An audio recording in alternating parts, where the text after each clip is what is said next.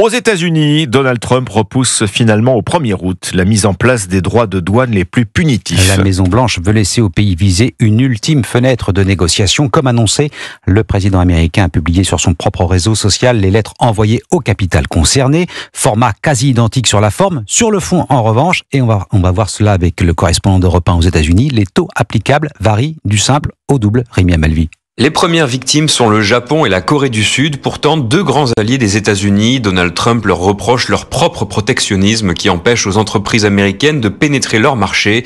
Il les accuse aussi de profiter un peu trop de la protection militaire américaine sans offrir de contrepartie. Les deux pays asiatiques seront touchés par une surtaxe douanière de 25% à partir du 1er août, surtaxe qui pourrait s'alourdir selon leur réponse. Autre cible, les pays des BRICS comme la Chine, le Brésil et l'Inde, accusés, je cite, de politique anti-américaine. Tous subiront une surtaxe douanière d'au moins 10%, mais pour certains, l'addition sera encore plus salée, comme plus 30% pour l'Afrique du Sud et plus 40% pour le Laos et la Birmanie.